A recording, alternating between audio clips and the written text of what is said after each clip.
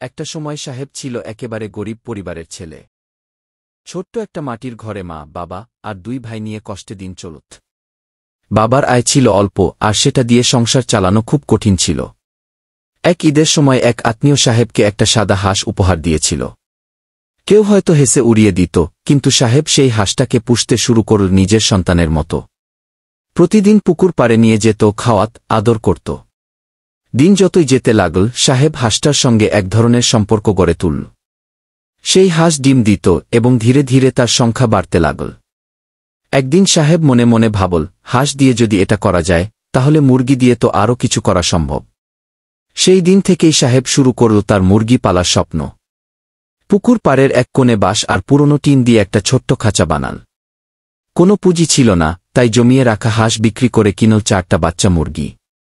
নিজের হাতে খাওয়াল, পানি দিল, পরিষ্কার রাখল, আর বিশ্বাস রাখল তার স্বপ্নে।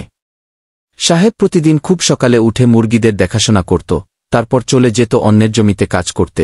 দিনমজুরি করে যা পেত, তার অর্ধেক জমা রাখত মুরগির খাবার কেনার জন্য। তার বন্ধুরা হাসত, বলত, তুই একদিন গরু পুষবি না তো? সাহেব মুচকি হেসে বলত, তুই দেখে নিস ভাই, আমার দোকান হবেই একদিন। দিন গেল, 4টা মুরগি হল 8টা, তারপর 15টা।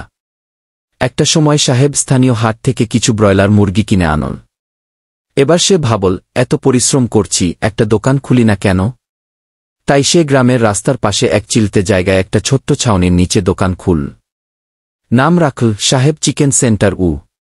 শুরুটা কঠিন ছিল। প্রথমে দিনে 1 কেজি মুরগিও বিক্রি হতো না। কিন্তু সাহেব হাল ছাড়েনি।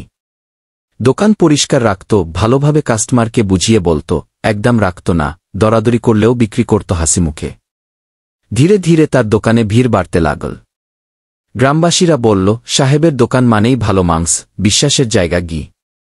আজ সাহেবের দোকানে প্রতিদিন 5-0 কেজির বেশি মুরগি বিক্রি হয়। দোকানে এখন 2 জন কর্মচারী আছে।